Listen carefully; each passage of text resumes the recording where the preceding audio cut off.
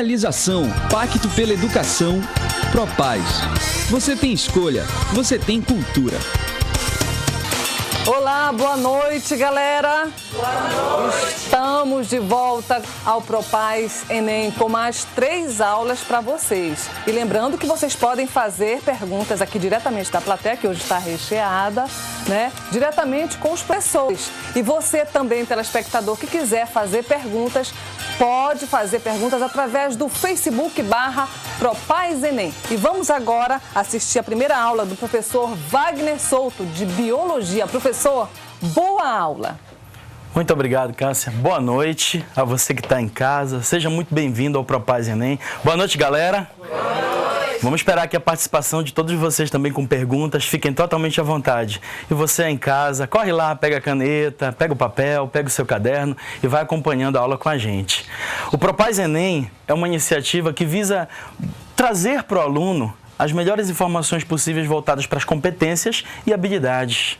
E a gente tem a honra de apresentar hoje para vocês uma novidade. Nós, professores, nós podemos recorrer às informações que vêm direto do INEP sobre o Enem. E essas informações são de grande valia para nós. E o aluno hoje vai poder receber também um documento que é de grande valia para o aluno, porque é um guia rápido do Enem. Eu queria mostrar, está saindo do forno, ó. O guia do estudante.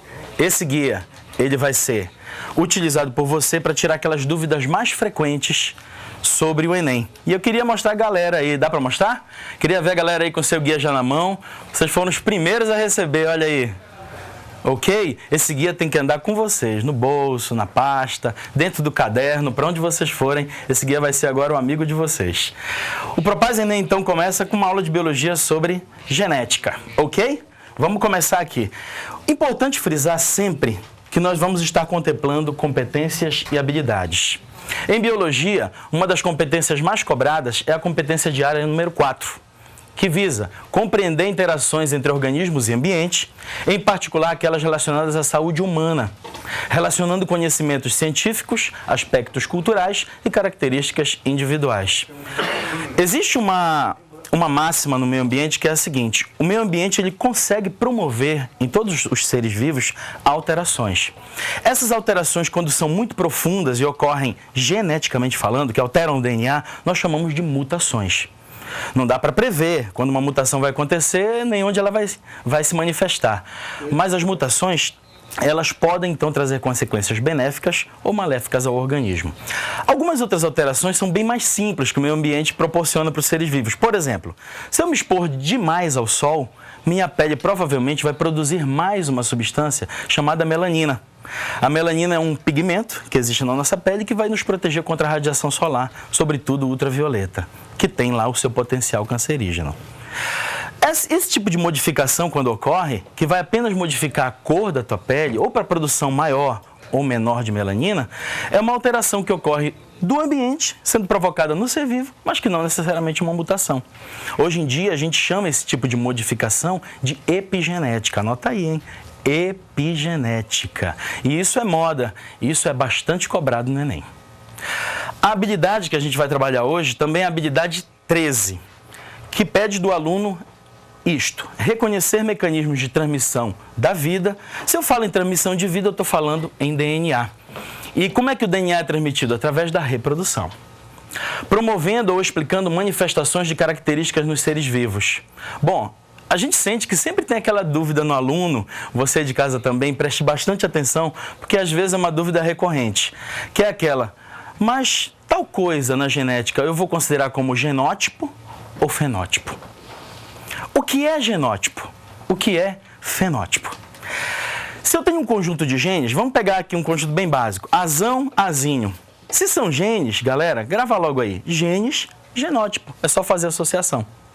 Mas os genes azão e azinho vão manifestar, por exemplo, no indivíduo, a cor dos olhos. Essa cor dos olhos é uma característica manifestada pelo genótipo. Aí, nesse caso, eu vou chamar de fenótipo.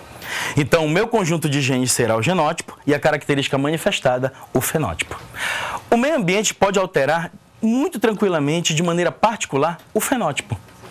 Aqueles casos, por exemplo, em que crianças nascem com olhos claros, cabelo claro, né, a pele clara, e com o passar do tempo vai escurecendo, com o passar dos meses.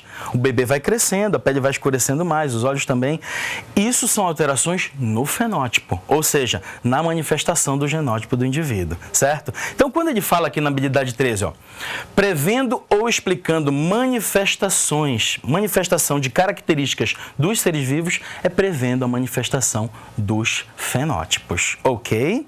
Importante também frisar, tem um item na genética que o aluno confunde muito. Existem 4 grupos sanguíneos quanto ao sistema ABO. Quais são os grupos? A plateia lembra? Ou o indivíduo é do grupo A, ou ele é do grupo B, ou ele é do grupo AB, ou ele é do grupo O. Será que se uma pessoa sem querer se cortar, né, e tiver um sangramento, só olhando dá para dizer, olha, pela cor aí do teu sangue, esse sangue é A. Eu tenho experiência nisso. Dá para acreditar nisso aí? Não, né? Eu quero fazer uma pergunta para vocês baseado no que eu estou falando. Será que o fato do indivíduo ter um sangue A, sangue B, sangue AB ou sangue O, isso é genótipo ou fenótipo? Eu diria que a maioria poderia dizer genótipo, né? Porque a gente determina os grupos sanguíneos por letras, né? Letra A, grupo B, grupo AB, grupo O. Na verdade, isso são fenótipos. Então é importante, muito importante, tu lembrares, os teus conceitos na mente não podem estar engessados. Ah, fenótipo é tudo aquilo que eu posso identificar só olhando. Grupos sanguíneos não funcionam dessa forma. Então, eu olho para o sangue, sou incapaz de dizer qual é o tipo, isso é um fenótipo de qualquer jeito. Tá legal? Então, como é que faz para o indivíduo ter um sangue A? Ele tem que ter genes para o sangue A. E aí, ele vai receber um gene I da mãe, um gene I do pai. Se esses genes carregarem informação genética para a produção de um antígeno A, receber um gene I que carrega a informação genética para o antígeno A no sangue do pai e receber um da mãe, essa pessoa vai ser do grupo A, por exemplo. Esses genes I são o genótipo. O grupo A, o fenótipo. Ok? Então, por favor, indica para o Enem. Não vai achar que grupo sanguíneo, só porque é representado por letra do alfabeto, é um genótipo. Na verdade, é fenótipo. Tá claro, galera? Vamos para frente. O motivo da aula de hoje, especialmente aqui, é este assunto, ó. Herança ligada ao sexo. Quando a herança é ligada ao sexo, ela está relacionada aos cromossomos sexuais. E quais são os 2 cromossomos sexuais? Só para representar aqui, ó, cromossomo X e cromossomo Y. O cromossomo Y é exclusivo dos homens ou das mulheres? Dos homens, exatamente. Cromossomo X das mulheres. Se o indivíduo nasce, então, ganhando um cromossomo X da mãe e um cromossomo Y do pai, vai ser um menino. Se ele ganhar 2 cromossomos X, uma menina, sexo feminino. Esses 2 cromossomos, então, correlacionados, formam o que a gente chama de genética do sexo, ok? Existe uma herança ligada ao sexo muito importante chamada hemofilia. Lembra que eu falei ainda há pouco que você se cortando, se houver um sangramento, esse sangramento, depois de alguns segundos, ele vai estancar naturalmente. A gente diz que houve uma coagulação. Popularmente a gente diz, ó, agora estancou, parou o sangramento. Biologicamente a gente chama de coagulação. À primeira vista parece que é um processo rápido, um processo simples no organismo. Na verdade, existe uma cascata de reações químicas para que ocorra uma coagulação. Para você ter uma ideia, são 13 fatores de coagulação que existem no nosso sangue. E esses fatores a gente tem que trabalhar um sequencialmente ao outro para que a coagulação ocorra. Caso um desses fatores não esteja presente no organismo ou esteja em muito baixa frequência, a coagulação vai ser mais lenta. Então, no caso da hemofilia, o que a gente tem que considerar? Ela é uma anomalia causada por um gene recessivo, só lembrando, gene recessivo é sempre escrito em letra minúscula. Então aqui eu tenho, por exemplo, gene Hzinho, gene Hzão, dentro dos 2 cromossomos X. O gene Hzinho aqui é o recessivo, é o menor. Então ele vai provocar a hemofilia. O que acontece? Quando o indivíduo tem a carência de um fator chamado fator 8, a hemofilia vai ser do tipo A. Essa hemofilia ela é a mais recorrente aqui entre nós. Se o fator de coagulação sanguínea que faltar for o fator 9, aí o indivíduo vai ter hemofilia tipo B. E se o fator for o fator 11, o tipo C, que não é comum aqui, certo? Então, vou explanar mais sobre a hemofilia do grupo A, que é o que cai. O que acontece? Para você ter uma ideia, se a mulher ganhar um cromossomo da mãe que venha com gene Hzão, que é o gene da normalidade, e ganha um cromossomo do pai que venha com gene Hzão também, essa mulher será considerada como uma mulher normal. Caso ela venha com um gene Hzão e um gene Hzinho, ela tem um gene para hemofilia, mas esse gene aqui é recessivo. Se ele é recessivo e está em dose única, não tem poder de manifestação. Então, o que vai acontecer? Esta mulher será normal também. Mesmo que ela tenha este gene para hemofilia, não manifestará a doença. Agora, eu digo que ela é uma mulher normal, portadora. Mas, Wagner, ela é portadora da hemofilia ou ela é portadora do gene da hemofilia? Nesse caso aqui, se você observar, o que ela tem? XHzão, XHzinho. Esse Hzão aqui, que é um gene dominante, já confere para essa mulher a normalidade. E o Hzinho apenas está presente aí, mas não se manifesta nela. Agora, se esta mulher tiver um filho com um homem normal, como é um homem normal, professor? Está aqui, ó, XHzão Y. Se for um menino, por exemplo, este homem aqui, ele vai dar para essa criança o cromossomo Y, para poder ser menino. E a mulher vai dar um desses dois cromossomos X, ou XHzão ou XHzinho. Caso o XHzinho vá para este menino, imagina aí qual vai ser o conjunto cromossômico dele. XHzinho Y. Então, ele sendo XHzinho Y, é um homem hemofílico. Então, uma mulher normal portadora pode ter um filho homem hemofílico, caso case com um homem normal. Beleza. Como é que é o genótipo de um homem normal? Aí é XHzão Y. Basta que ele tenha um Hzão aqui, porque o cromossomo Y não carrega gene Hzinho, nem Hzão. Então, a hemofilia é uma herança ligada ao sexo, porque ela está ligada só ao cromossomo X. Ok? Bom, o que a pessoa com hemofilia apresenta? Ela apresenta um retardo na coagulação sanguínea. Então, um corte que seja um pouquinho mais profundo pode trazer para ela uma hemorragia. Ok. Bom, avançando aqui, eu quero mostrar para vocês uma outra herança ligada ao sexo, que é o daltonismo. O daltonismo também é uma anomalia recessiva, ou seja, o gene vai estar escrito em letra minúscula e ela vai provocar uma dificuldade muito grande na pessoa de identificar algumas cores. No caso do daltonismo mais clássico, são as cores verde e vermelho. Então, a pessoa que tem daltonismo tem dificuldades em identificar verde e vermelho.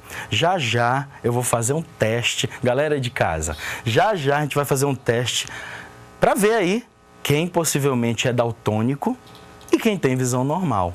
Então, se você está aí assistindo agora, chama o vovô, a vovó, a titia, o titio, chama o irmão, a irmã, a mãe, o pai, o cachorro. Cachorro não. Vou falar só do daltonismo em seres humanos. Traz a galera aí para frente da TV para a gente fazer esse teste. Eu vou esperar mais um pouquinho aqui e jogo o teste para ti. Ok. Como é que seria o genótipo de quem é normal e de quem é daltônico? Vamos lá. Se o homem nascer, a mulher, vamos começar pela mulher. Se ela nascer XDzão, XDzão, ela vai ser uma mulher normal. O gene Dzão aqui, ó, é dominante. Então, o gene dominante provoca o quê? Normalidade na visão. Mulher portadora, vai ser a mesma análise da hemofilia. XDzão, XDzinho.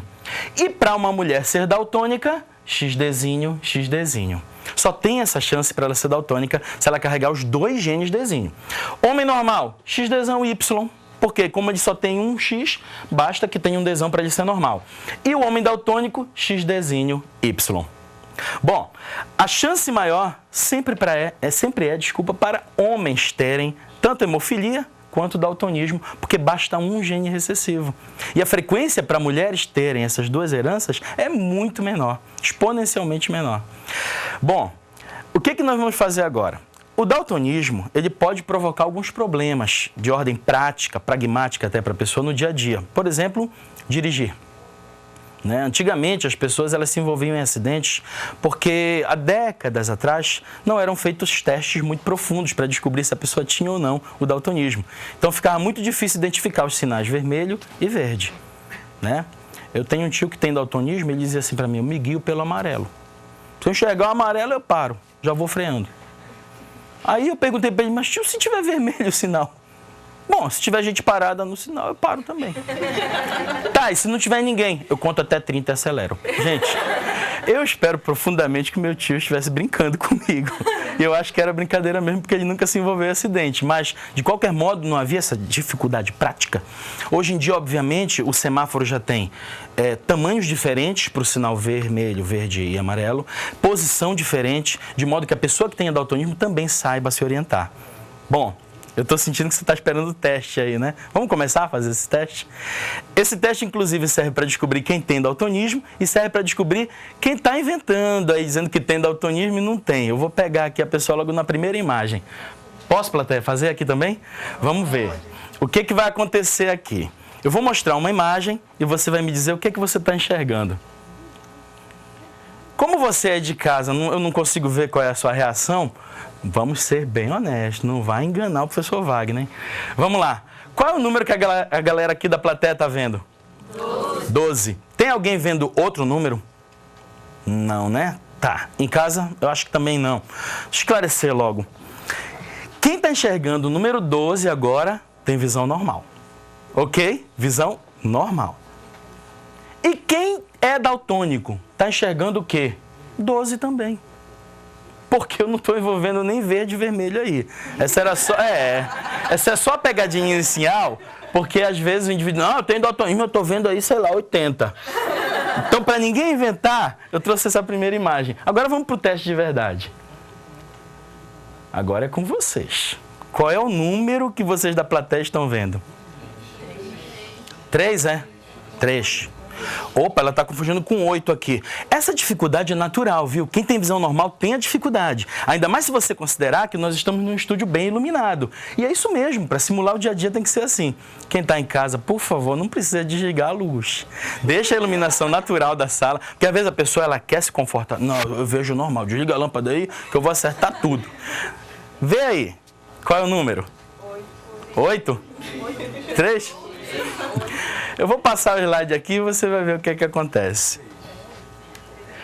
Pessoas com visão normal enxergam o 8 nessa figura. Os que não conseguem ver as cores vermelho e verde, vem o número 3. Opa, já tem algumas manifestações aqui. E as pessoas que têm dificuldade total para enxergar cores, não vem nenhum número. Alguém da plateia não viu nenhum número? Todos viram alguma coisa, nem que seja um 8, um 3 ou uma coisa, outra coisa, sei lá, mas viu, né? Um número. Vamos para o segundo teste. Wagner, eu vi um 3 e agora eu sou daltônico? Calma, o teste vai continuar e tem que ter confirmações para isso. Que número você aí está vendo? 29. A plateia está falando 29. E você de casa? 29? Alguém viu outro aqui na plateia? Opa! 28? Olha, se foi 28 ou 29, está dentro da normalidade. Quem é daltônico enxergaria o número 70. Tá vendo como é bem diferente? De 29 para 70, para não ter enganação, né? Do cara dizer, não, estou vendo outra coisa. Quem enxergou o número 70, provavelmente é daltônico. Wagner, até agora eu vi tudo certo, tá 29, legal. Às vezes acontece, tem uma variaçãozinha, que é a seguinte. Mulheres, bem mais raro acontecer isso com vocês, mas pode acontecer de a pessoa começar o daltonismo por um olho só. Então eu queria que você em casa fizesse um teste, ó. Cobre seu olho direito. A plateia também, não pode escapar. Cobre o olho direito e vê se ainda aparece o número 29. Eu vou voltar aqui. Parece ainda? Bora cobrir. Tem gente com medo, né, de cobrir o olho. Agora cobre teu olho esquerdo. Até eu vou fazer aqui. Ah, baixou de 29 para 28? Não tem problema, não tem problema. Isso aí é normal. Deixa eu fazer uma observação. Eu não quero dizer que quem tem daltonismo seja anormal. O que acontece é, algo é mais comum e outra situação é menos comum. Para você ter uma ideia, antigamente, as pessoas que tinham daltonismo eram colocadas em frente de batalha nas guerras. Porque ela conseguia ter uma percepção diferente das pessoas que não têm daltonismo e tinha maior facilidade para enxergar, por exemplo, combatentes camuflados. Entendeu? Coisa que quem tem a visão normal não tem essa facilidade toda, porque justamente é uma camuflagem que está acontecendo. Então a pessoa tem noção de escala de cinza às vezes, ou de outras cores, outros tons, e consegue perceber uma pessoa camuflada. Ok. Então o daltonismo não necessariamente é algo ruim, é uma variação. Que número é esse? Número 5, tá. Tá, 5 ou 6. Ela sempre vê um a mais, né? Ou um a menos, já repararam isso. Quem tem daltonismo enxergaria 2. Eu vou voltar.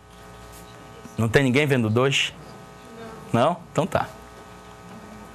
Quem tá lá em casa, poxa, Wagner, eu já vi o 2, ainda agora eu vi o 20, ainda agora eu vi o 70. O que é que eu faço? Eu me desespero agora, espero até amanhã para ir ao médico, ou já vou amanhecer sem enxergar nada. Já aconteceu com vocês aquela confusão? Ah, aquela moça ali que tá ali de blusa verde, né? Aí chegou outro, não, aquela ali tá de blusa amarela. Mas só tem uma moça lá. E aí fica aquela confusão se é verde ou amarelo. Quem tem razão? Às vezes a pessoa ainda chama um terceiro. Não, vem cá, fizemos uma aposta aqui. E aí o terceiro vem, rapaz, não é nem verde nem amarelo. Aí tu já dispensa essa pessoa, entendeu? Porque senão vai dar briga ali. O que que acontece? Quem tem razão? Quem tá vendo verde ou amarelo? Os dois. Entende uma coisa? Entende uma coisa? Visão é ou não é um sentido nosso? O paladar também não é? O olfato, a audição e o tato? Todos esses sentidos são únicos, são particulares de cada indivíduo. Então, isso de repente explica o fato de você gostar muito de uma cor e não gostar de outra. Essas variações são perfeitamente aceitáveis e naturais. Tá tudo bem? Ninguém pode se sentir menos ou mais beneficiado pela natureza se vê uma cor de modo diferente da maioria das pessoas, ok? Vamos lá. Deixa eu botar um bem mais fácil aqui. Esse aqui. Que número vocês estão vendo? Estão vendo nada? Opa, então eu posso estar descobrindo daltonismo agora em vocês. Você em casa está vendo algum número? Não? Deixa eu revelar logo que já tem gente preocupada aqui no estúdio. Pessoas com visão normal ou com problema total de identificação de cores não vem nenhuma figura. Então, se a tua visão está normal, você não viu nenhum número. E quem tem dificuldade para enxergar verde e vermelho, viu o número 5. Então, essa é a situação final, onde só o daltônico vai enxergar. Eu vou voltar a imagem. Olha aí você de casa. Só quem é daltônico está vendo o número 5. Professor? Que horas são? Mas a pergunta realmente não é a hora, não. Eu quero saber se vocês estão enxergando. Se vocês estão enxergando aqui, ó, um 3, um 6, um 9 e um 12. Dá para enxergar? Dá para enxergar malmente? Malmente. Então, tua visão está normal. E quem é daltônico não enxergaria. Bom, para encerrar aqui, eu queria deixar quem está lá em casa tranquilo, né? O daltonismo, volto a dizer, não é nenhum grande problema que vai impedir de você levar sua vida normal. Se você identificou, né, nesses números aqui, que você só identificou, só conseguiu ver os números relativos a uma pessoa que é daltônica, é importante procurar um oftalmologista. Só para você ter esclarecimentos, volto a dizer, não é nada grave, mas você vai ter esclarecimentos e daí para frente você vai ter uma série de orientações de como você pode levar a sua vida o mais tranquilo, o mais normal possível. Eu quero agradecer a oportunidade de estar aqui esclarecendo isso, aos alunos que estão aqui também, e você pode mandar suas dúvidas também pela internet, ok? Queria deixar um recado final. Agora, sábado, dia 5 de setembro, haverá uma grande palestra do Propaz Enem no Paraclube, que fica localizado ali na Lomas Valentinas, próximo da Visconde, entre Duque e Visconde. Vai ser um grande evento para 2.000 pessoas. Todos os estudantes e até quem já parou de estudar e quer relembrar algumas coisas, estão convidados, ok? Aguardamos vocês lá no sábado, de 8 às 13. E toda a galera que está estudando, seja de escola pública, particular, você é bem-vindo, você é convidado a estar conosco. Muito obrigado e boa noite.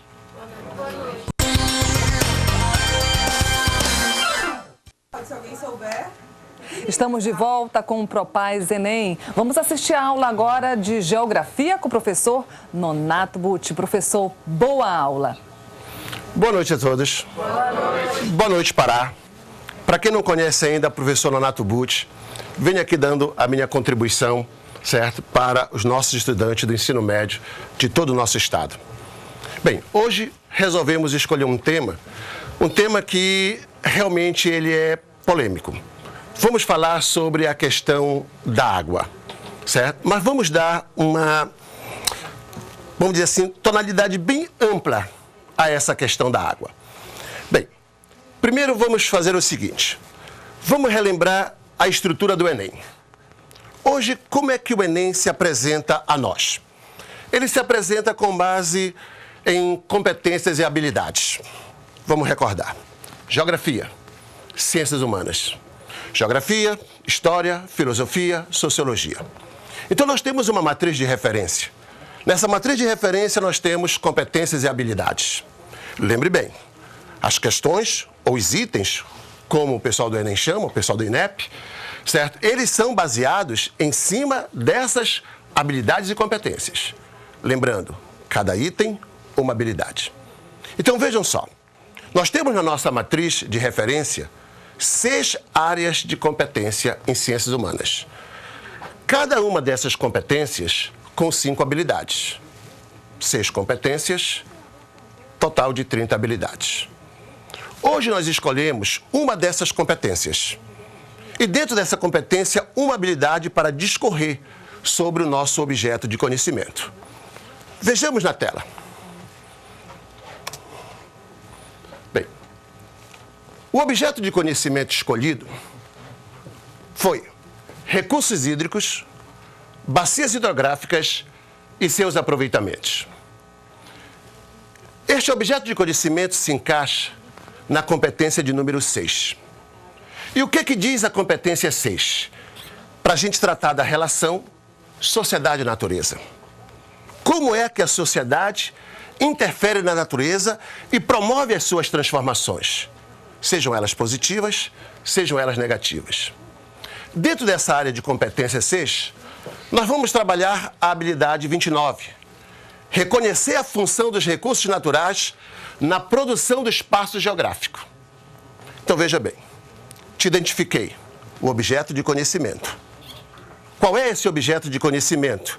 Relembrando, recursos hídricos, bacias hidrográficas e seus aproveitamentos. Então vamos partir a nossa análise agora de uma situação-problema.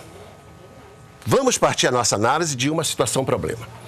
Vamos ver na tela qual é esta situação-problema. Veja bem, aqui nós temos uma pequena frase que diz assim: o banho demorou demais. A chuva caiu de menos. E quando a população percebeu, já era tarde demais. Esse pequeno texto pode estar associado a esse gráfico, que diz crise hídrica. Residências atingidas por falta de água no último mês. Então isso aqui foi tirado de uma reportagem de um jornal de grande circulação nacional. Então, em um determinado ano, em um determinado mês, olha o percentual de residências em todo o território nacional que ficou pelo menos um dia do mês sem água. Esse percentual, ele é jogado no mapa de região por região. Aqui nós estamos usando a classificação do IBGE, que divide o Brasil em 5 regiões. A região Norte, Nordeste, Sul, Sudeste e Centro-Oeste. Olha o que é interessante. Quando ele mostra aqui, certo, que 50% dos domicílios na região Nordeste, pelo menos um dia, ficou sem água. O Nordeste talvez seja até compreensível em função da problemática da seca. Mas o que você me diz de quase um quarto das residências da Amazônia estarem pelo menos um dia sem água? Haja vista que a Amazônia é um grande reservatório de água doce. Esta é a nossa situação-problema. Nós teremos que buscar subsídios nos objetos de conhecimento ou nos objetos de conhecimento, no nosso caso aqui, certo, análise sobre os recursos hídricos, para buscar a compreensão desta problemática. Certo? Por que o Brasil, certo, um país com grande potencial hídrico, e ter esta situação? Bem, para buscar esses subsídios, vamos ver aqui na tela. Olha só, primeiramente, vamos relembrar vocês como se dá a distribuição da água no mundo. Mas fazendo uma distribuição entre a água doce e a água salgada. Vejam só. De olho aqui no gráfico. Aqui nós temos a água do mundo. Toda a água do planeta. Seja água superficial, seja água subterrânea, seja água contida na atmosfera.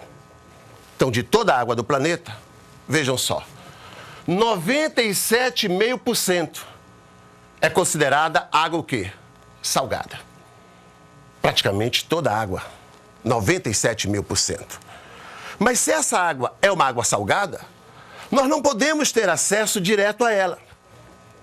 Mas você poderia me perguntar, mas Butch, nós não temos um processo de dessalinização?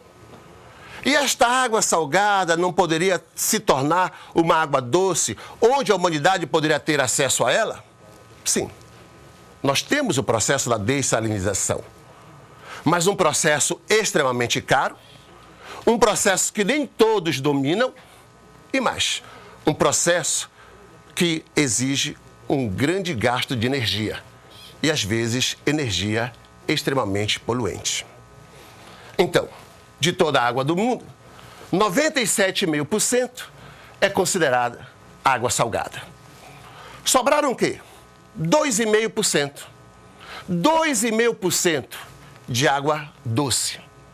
Mas veja bem, vamos pegar esses 2,5% e transformá-lo em 100%. Olha o que nós teremos. Nós teremos 69%. Praticamente 69% da água doce é água de difícil acesso ao homem. Por que de difícil acesso ao homem? Porque essa água está onde? Em geleiras. Além desses quase 69%, temos mais o percentual de água que é de difícil acesso ao homem. A água que está no subsolo, a água que está nos aquíferos. Então veja bem, 2,5% de água doce no mundo. Onde, desse total de 2,5%, o que nós temos?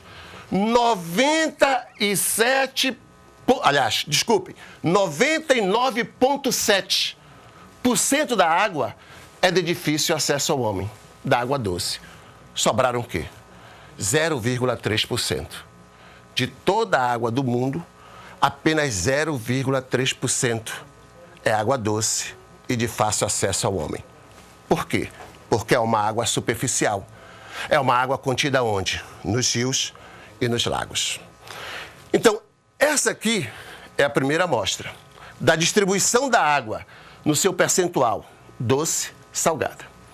Mas vamos ver aqui uma outra telinha que mostra uma outra forma de distribuição da água. Vejam só. Aqui nós teríamos a água distribuída no mundo por continente. Vamos tentar visualizar os nossos números. Aqui nós teríamos, supostamente, o continente americano. Teríamos aqui o continente europeu, continente africano, continente asiático e aqui o continente, da Oceania e a Austrália. Percebendo esses números, você vai entender o quê? Que em determinados locais você vai ter uma maior proporção de água em relação à população, como acontece aqui, por exemplo, na América do Sul. O que não acontece aqui na Ásia, onde a disponibilidade de água seria menor do que a concentração da população. Então você percebe o quê? Que a água no mundo, ela não é distribuída por igual. Em determinados locais, essa água aparece em abundância. Em outros locais, ela aparece com grande carência. E qual é o resultado disso? Veja bem, nós vimos dois processos de distribuição da água. Água doce e salgada, 97% e meio de água salgada, 2,5% apenas de água doce. Desses 2,5% de água doce, quase toda ela, certo, de difícil acesso ao homem, apenas um pequeno percentual de fácil acesso. Aqui nós vimos o quê? Nós vimos que a água no mundo também é pessimamente distribuída. Alguns locais a água aparece em excesso, em outros com grande carência. Mas vamos trazer isso agora em nível de Brasil. Das regiões brasileiras. Olha o que nós temos aqui. Nós temos aqui a Amazônia, a região Nordeste e outras regiões. Olha como no Brasil também a água é pessimamente distribuída. Vejam, aqui na região Nordeste eu tenho 27% da população brasileira, contudo apenas 3% de disponibilidade de água. Olha a desproporção. Onde na Amazônia eu tenho apenas 7%. Apenas 7% da população brasileira. Contudo, a Amazônia, ela abrange 80% da água de todo o território nacional. Agora voltemos à nossa situação problema. Lembra? 1/4 da população amazônica, pelo menos em um dia, daquele mês, daquele referido ano, ficou sem água em seu domicílio. É um contraste, certo? Um grande contraste. Uma outra coisa interessante a ser discutido nesse processo é sobre o verdadeiro potencial das nossas bacias hidrográficas. Veja, você já viu ainda há pouco que o Brasil tem grande potencial hídrico, um grande volume de água. E esse volume de água, ele é distribuído em várias bacias hidrográficas. Você pode perceber aqui, pelo nosso mapinha, onde a área mais escura, essa mais avermelhada, justamente compõe as bacias de maior concentração de água. Aqui nós temos, basicamente, 3 bacias hidrográficas. Nós temos aqui a bacia amazônica, nós temos a bacia Araguaia-Tocantins e nós temos a bacia do Rio Paraná. Lembre bem, de uma forma conceitual, o que é uma bacia hidrográfica? A bacia hidrográfica é um conjunto de rios, formado pelo rio principal, seus afluentes, subafluentes. Mas o mais importante é você entender que esse conjunto de rios tem uma grande importância social e econômica para as áreas por onde eles passam. E uma dessa importância está na produção de energia. Na produção de energia através da construção de quem? De usinas hidrelétricas. E que você sabe que a construção de uma usina hidrelétrica, ela é extremamente impactante. Ela vai impactar o meio ambiente, vai impactar as sociedades locais, as sociedades tradicionais. E por falar em impactos relacionados à água, logo, logo você terá a participação do professor Rosivaldo, de Biologia, falando sobre o processo da eutrofização da água. Mas vamos voltar aqui. Vamos voltar para o nosso objeto de conhecimento. Lembra? Recursos hídricos, bacias hidrográficas e seus aproveitamentos. Estou te apresentando algumas das bacias hidrográficas brasileiras. Estou mostrando uma forma de aproveitamento dessas bacias, que através da construção de usinas hidrelétricas, para que através da água você tenha a produção de energia. Se nós cravarmos aqui, na questão da Amazônia, nós podemos destacar para vocês 2 grandes hidrelétricas na Amazônia. Uma, a hidrelétrica de Tucuruí, e a outra que está em processo de construção, que é a hidrelétrica de quê? Belo Monte. Só não esqueça o seguinte, é apenas uma questão conceitual, é apenas uma questão de localização. 2 hidrelétricas na Amazônia, Tucuruí, certo? E Belo Monte. Ambas no estado do Pará, mas elas não estão na mesma bacia. A hidrelétrica de Tucuruí está na bacia Araguaia-Tocantins, enquanto a de Belo Monte está no rio Xingu, que faz parte da bacia amazônica. Então, no nosso estado, nós temos a cobertura de 2 bacias hidrográficas, Araguaia-Tocantins e a Bacia Amazônica. No caso da hidrelétrica de Tucuruí, está na bacia Araguaia-Tocantins, enquanto que a hidrelétrica de Belo Monte está na bacia amazônica, por estar no Rio Xingu. Já que nós estamos falando sobre, certo, recurso hídrico, bacia hidrográfica e seus aproveitamentos, vamos ver melhor aqui uma imagem que retrata a questão da hidrelétrica de Belo Monte. Veja bem, aqui nós podemos expressar a você 2 pequenos mapas que trazem o projeto antigo da construção de Belo Monte e um projeto mais recente, provavelmente o que está saindo do papel. Veja bem, no projeto anterior, o lago de Belo Monte, ele iria inundar aproximadamente 1.400 quilômetros quadrados, gerando seríssimos impactos sociais, gerando seríssimos impactos ambientais. Vejam, por exemplo, aqui, certo? Esta área azul escuro seria toda a área inundada pela represa de Belo Monte, que está construída na volta grande do Rio Xingu. Veja aqui uma coisa interessante. Aqui no meio está localizada a aldeia dos índios Paquissambás. Essa aldeia seria, certo, totalmente inundada. E o que iria acontecer com esses índios? Teriam que ser remanejados através de um processo que nós chamamos de desterritorialidade. Mas vejam bem, este projeto basicamente foi embargado. Esse projeto teve que ser refeito. E aquele lago de 1.200 quilômetros quadrados se transformou num lago de 400 quilômetros quadrados. Mas mesmo com essa redução e com a grande produção de energia que vai ser gerada por Belo Monte, e os impactos socioambientais, será que foram reduzidos? Esse é um grande questionamento a ser feito. Bem, uma outra coisa que eu queria levantar aqui, questionamentos à plateia, né?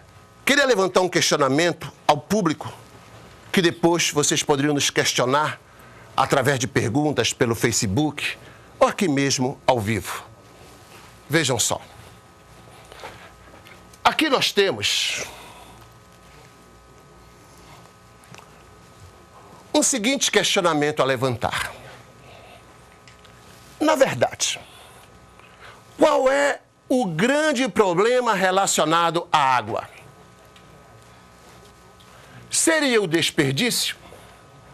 Porque você sabe que o desperdício da água passa por uma questão cultural, passa por uma questão de costume do nosso dia a dia. Será que é a poluição? O professor Rosivaldo poderia nos falar, se houver tempo ainda, sobre um processo de poluição das águas chamado de eutrofização? Você poderia, professor Rosivaldo, certo, nos acompanhar agora?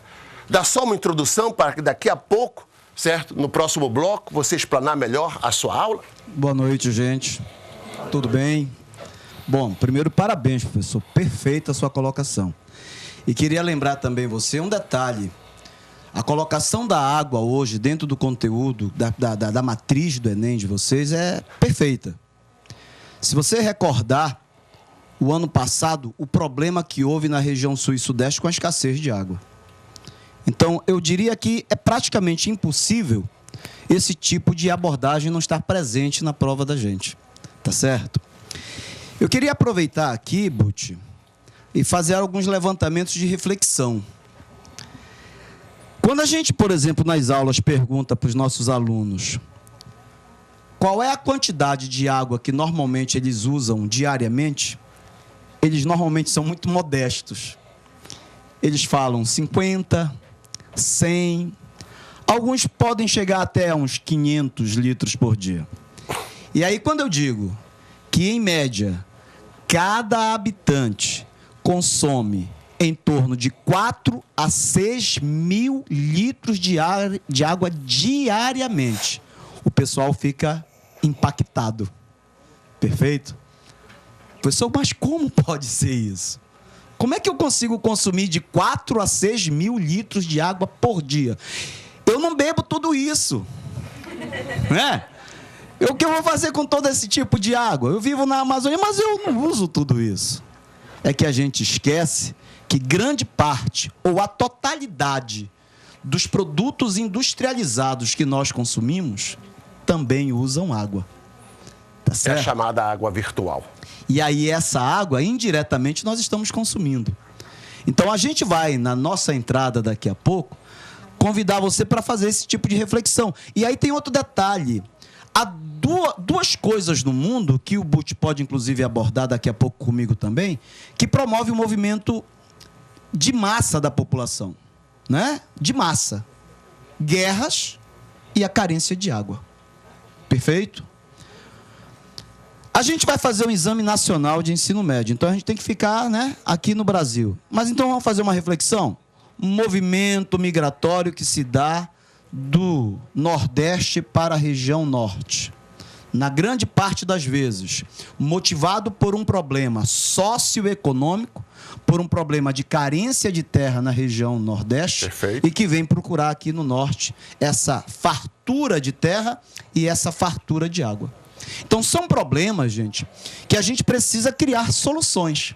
A abordagem que hoje é feita para a gente passa exatamente por cima disso, correto, Butch? Sim, porque veja bem, se você for falar sobre a escassez de água, a gente pode afirmar que a escassez de água, ela é resultante de uma combinação de fatores. A escassez de água, ela resulta de problemas naturais, que vai resultar na carência de chuvas, na diminuição do índice pluviométrico. A escassez de água passa por questões socioeconômicas, que tem a ver com quem? Com o desperdício. Certo? Mas a carência de água também passa por o que ele falou, pela questão demográfica, pelo excesso de pessoas em um determinado local, em um determinado momento. Então vejam, para levantar um questionamento, porque logo, logo estaremos aqui de volta com vocês, dando continuidade a essa programação. Pense bem, qual seria o grande problema da água? O desperdício? A poluição? Ou a escassez de água? Mas pense bem no que eu vou te falar. E como se trata a questão da gestão do recurso hídrico? Será que essa escassez não tem a ver com problema de gestão? Será que o desperdício não tem a ver com o problema de gestão? Será que a poluição também? Então veja, é a poluição, é a escassez, é o desperdício ou é um problema de gestão de recurso hídrico? Bem, eu me despeço hoje de vocês, professor Nonato Butch, e vamos esperar o próximo bloco com o professor de Biologia Rosivaldo, que vai tratar também sobre a questão da água, falando sobre o processo de eutrofização. O meu boa noite a todos, meu boa noite, Pará. Obrigado.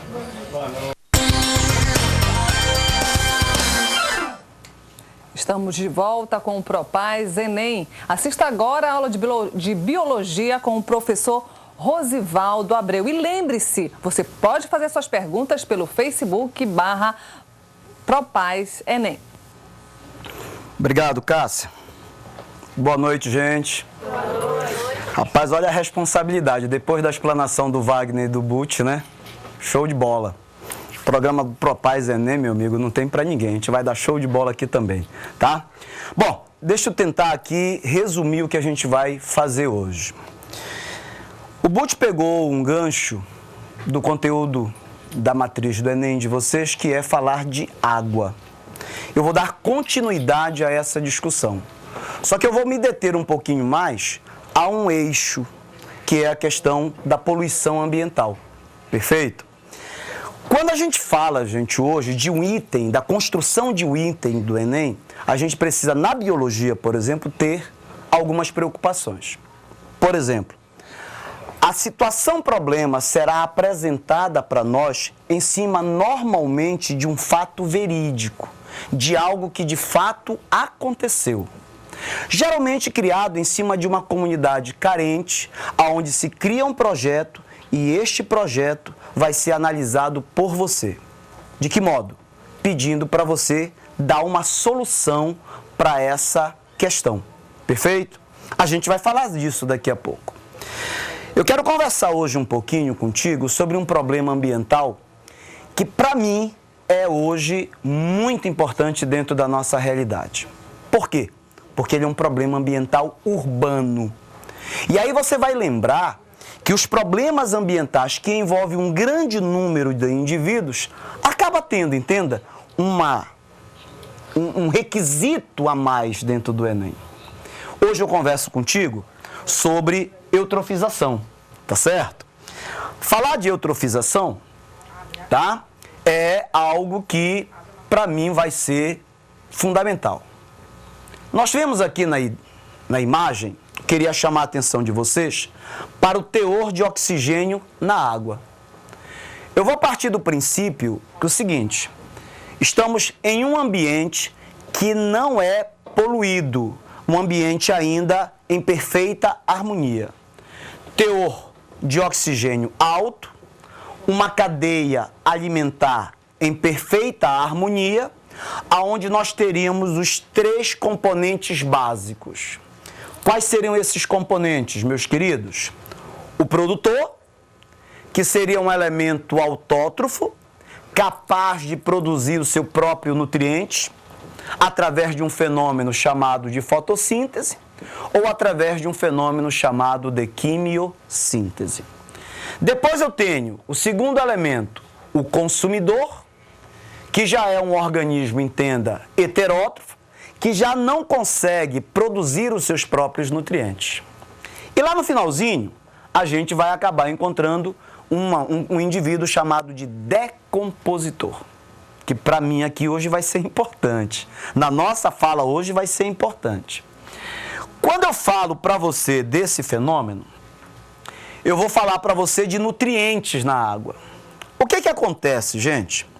Na maioria das vezes, quando a gente pensa que vou fornecer nutriente a um ser vivo, a gente está trazendo algum benefício.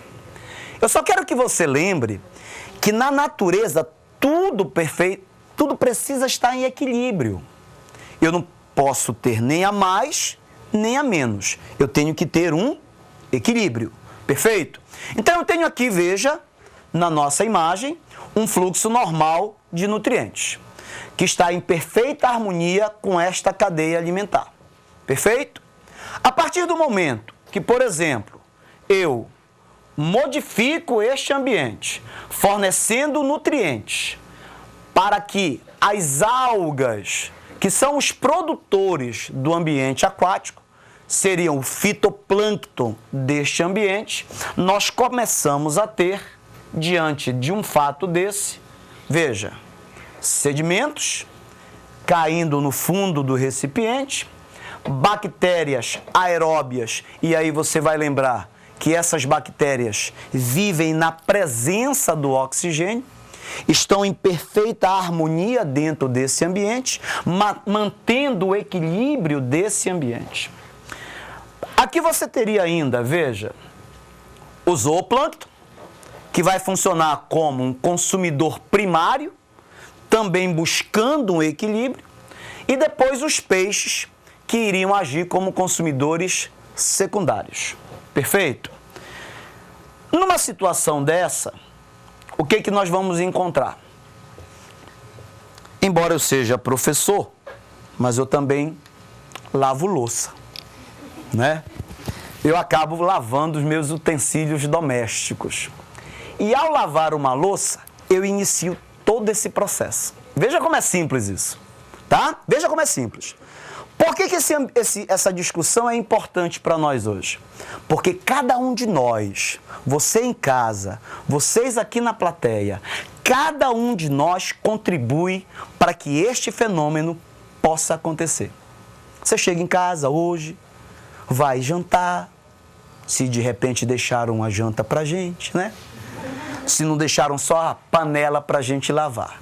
Mas se deixaram só a panela para você lavar, você vai fazer aquilo ali também. Porque na hora que você for lavar esse utensílio, esse prato, essa panela, você vai acabar fazendo o quê?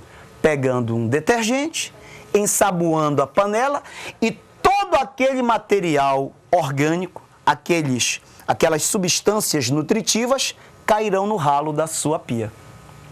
Ao cair no ralo da sua pia, isso vai ser levado para o esgoto. E vai ser levado para onde, meus queridos? Para dentro de um rio. E aí o problema está iniciando. Um belíssimo de um problema. Tá certo? Em que, repito, cada um de nós tem uma parcela de contribuição. Alguns mais, outros menos. Quem é que contribui um pouco mais? Tem pessoas, eu tenho dito em sala de aula, que tem pessoas que quando vão lavar a sua louça, pega a esponja e quando a espuma começa a acabar, não satisfeito, pega o detergente e derrama, né? E aquela espuma vai cair no ralo. O turbilhão de água que acontece ali começará a aumentar a espuma dentro desse ambiente. Juntamente com matéria orgânica, a gente vai dar um passo importante. Essas algas aqui, ó, começam a aumentar. Eu estou aumentando o fluxo de matéria orgânica, de nutrientes, gente. Aí você diz assim, mas Rosivaldo, dar comida para alguém não é uma coisa boa? É, quando você mantém o equilíbrio. Ultrapassastes este equilíbrio, você vai exceder, você vai aumentar a população do ambiente. E aumentar a população do ambiente, meu amigo, isso significa um desequilíbrio ambiental. Tá certo? Se eu, por exemplo, fizer isso aqui, ó, fazer a proliferação excessiva de algas. A alga faz fotossíntese, lembra? A alga vai fazer fotossíntese. Mas esses organismos também respiram, meus queridos. E quando eles respiram, eles consomem oxigênio. Tá certo? Essa respiração aí aeróbica. Veja, observe o detalhe. Ainda continuo com uma taxa alta de oxigênio no ambiente. Ainda não estou iniciando a degradação desse ambiente. Tá? É aquele rio que ainda está limpo. Mas vamos começar a acabar com essa festa? Vou ter um aumento do número de algas mortas. Se eu tenho algum organismo morto, eu obviamente vou ter o quê? Um fenômeno de decomposição. E aí a gente faz um parêntese aqui. Há um problema ambiental hoje, gente, da mais alta gravidade, que facilmente se relaciona a isso aqui. Qual é esse problema? A população humana está aumentando. A população humana aumentando, ela vai aumentar também a produção de lixo. Esse lixo, ele pode ser trabalhado, sendo ele reciclado, ou você fazendo uma compostagem. Essa compostagem nos traz benefício através de uma produção de adubo. Mas o problema maior é que a quantidade de lixo que produzimos é tão alta que a gente não está conseguindo metabolizar, não está conseguindo reciclar. E quando você produz lixo, isso vai entrar em decomposição. Isso é fato.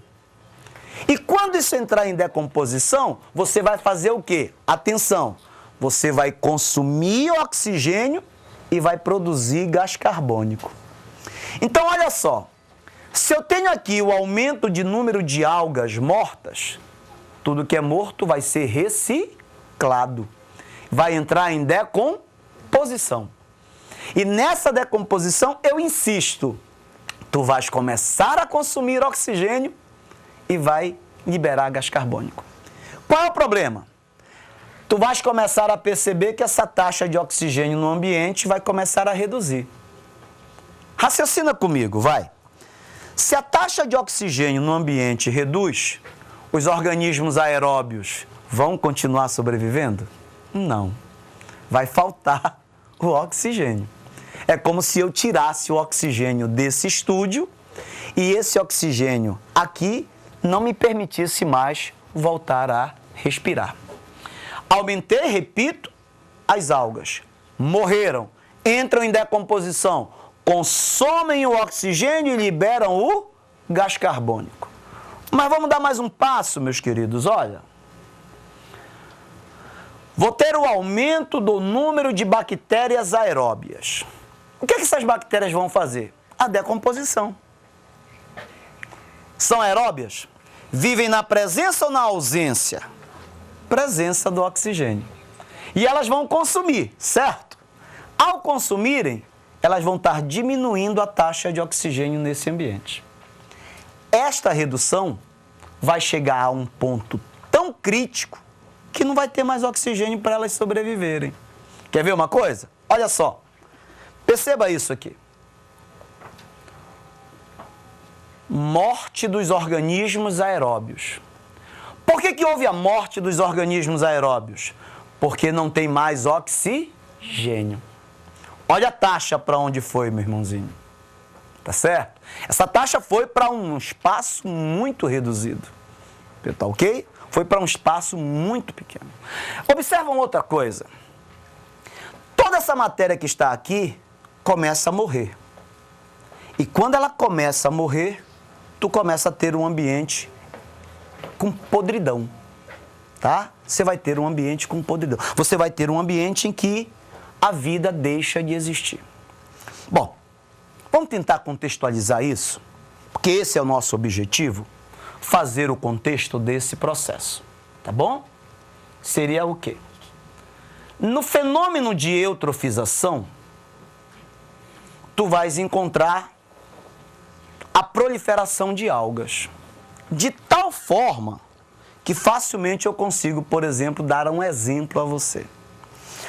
Nos grandes centros urbanos, e aí a gente vai entender que, para a gente no Enem, os centros urbanos são os maiores focos de contaminação, de impactos ambientais.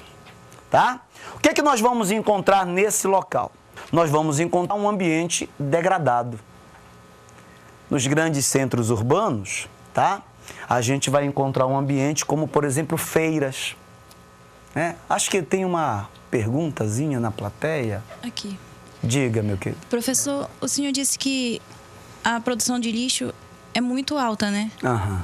E que uma das formas de a gente diminuir, uma coisa assim, é reciclando ou reutilizando. Qual é a diferença entre reciclar e reutilizar? Bom, a reutilização que eu me referi se dá através principalmente da compostagem, tá? Eu vou citar um exemplo que acontece em nosso país, mas que é referência no mundo inteiro. Quando o animal, o Brasil tem um dos maiores rebanhos deste planeta. E é um rebanho de boa qualidade, porque é um gado verde. O que é o gado verde? É o gado que se alimenta do pasto. Você está entendendo? Ele normalmente não vai ingerir ração. Então, esse gado, ele vai, obviamente, fazer suas excretas, urina, fezes, ele vai depositar isso no campo, no pasto. O que é que muitas vezes hoje as pessoas fazem? Elas pegam essas fezes, colocam em um ambiente devidamente preparado para isso e você dá início a um fenômeno chamado de compostagem.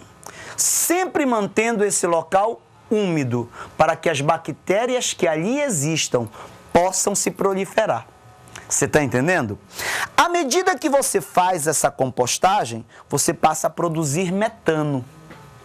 Este metano é um gás inflamável, que porém pode ser utilizado. É horrível, entenda, você liberar metano para a atmosfera. Ele é um gás estufa, tá bom? Muito grave. Então o que as pessoas hoje fazem? Elas queimam o metano. Aí você diz assim, mas Rosivaldo, se eu for queimar o metano, eu vou produzir CO2. É melhor produzir CO2 ou metano? CO2, que é menos estufa, é menos agressivo. E o metano é muito mais. Aí quando você queima o metano, olha o que a gente produz, energia. Eu, como fazendeiro, ao produzir energia, eu posso iluminar a minha fazenda.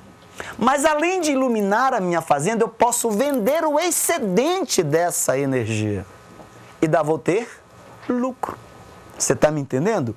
Então veja, de um produto que estava jogado no pasto, eu transformei isso em lucro para mim. Tu estás me entendendo? O processo de reciclagem, ele tem outras finalidades, inclusive pessoas que vivem da cata do lixo. Entra o aspecto social nisso aí, entra o aspecto econômico nisso aí, que são pessoas que vivem à margem da sociedade. E é sempre bom, a sua pergunta ela me permite fazer essa abordagem. Nas suas provas do Enem, o item que é construído, ele tem aspecto social, ele tem aspecto ambiental, ele tem aspecto econômico. Você está me entendendo? Então veja que esse tripé cai perfeitamente com isso que a gente está conversando. Eu vou lhe dar um exemplo, além desse que você me pediu, tá? Normalmente as eutrofizações elas ocorrem próximos de ambientes com muita gente utilizando matéria orgânica, tá certo? Nesse caso, as feiras são um belo exemplo. Só que isso não acontece só aqui não, isso é no mundo inteiro. No mundo inteiro isso acontece. Em países subdesenvolvidos e em países em desenvolvimento. E principalmente, olha só, quando você tem feiras colocadas próximas de rio. E a gente tem um belo exemplo na nossa cidade, né? Um belo exemplo, tá certo? E esse exemplo, ele não é característico daqui. Isso acontece em qualquer região do nosso planeta, tá certo? Em qualquer região. Você vai ter um ambiente sempre entrando em processo de decomposição. Isso é eutrofização, gente. Um tópico para lá de importante para você. Por quê? Porque ele envolve um grande número de indivíduos. A Feira do Ver-o-Peso é um exemplo. Não é um exemplo negativo, ela é um exemplo positivo, porque dali saem milhares de pessoas que vivem da labuta do trabalho daquele local. Tá certo? Mas, inevitavelmente, numa feira você vai lançar restos de alimento dentro da água. Tá entendendo? Vai acontecer isso inevitavelmente. Tá ok? Este processo aqui, tá? Eu queria chamar o professor Wagner, ainda é possível, tá? Não? Para fazer essa abordagem, eu queria refletir fazer uma reflexão rápida sobre algo que eu falei ainda há pouco, que o Butch também estava conversando com você. Dois aspectos são de intenso movimento migratório nesse planeta: guerras e falta de água. Hoje há um movimento migratório intenso para a Europa, de refugiados, onde esses dois aspectos estão presentes. O Enem fala da gente aqui, não é isso? Então é um movimento que vem do Nordeste, que é intenso aqui para a gente. São temas, gente, entenda, que a gente vai ter oportunidade de, em outras ocasiões, falar com você. São temas que a gente vai ter oportunidade de conversar sábado agora com você. Sábado agora a gente vai fazer o segundo evento do Propaz Enem. Segundo, para 2.000 pessoas. A gente pede apenas para que você chegue cedo, para que você confortavelmente receba seu fascículo, entre no Paraclube e seja muito bem e carinhosamente recebido por cada um dos professores que estarão lá recebendo vocês. Isso é para você, você não pode abrir mão disso. É a ferramenta que hoje o governo do estado constrói em benefício de vocês, de dar uma resposta beneficiando você, que são as pessoas mais importantes em todo esse processo, que estão no final dessa linha, mas é que a gente está querendo dar aquela força para você. Sábado, de 8 às 13, na Lomas Valentina, próximo da Duque, meu irmãozinho, vai ser coisa show de bola. Ainda mais com essa equipe de professores que está dando aula para você. Aí, meu irmãozinho, aguenta, não tem para ninguém. É pra gente mesmo, tá certo? Uma boa noite e muito obrigado pela atenção de cada um de vocês, tá bom? Até uma próxima oportunidade. Tchau. Encerramos aqui o nosso esquema de aulas do Propaz Enem, mas amanhã tem mais. Agradecemos a todos que estiveram hoje aqui na plateia, participando junto com os professores. Agradecemos também aos professores. E lembre-se que teremos reprises aos sábados de 7h30 da manhã ao meio-dia. Tchau, galera. Até lá.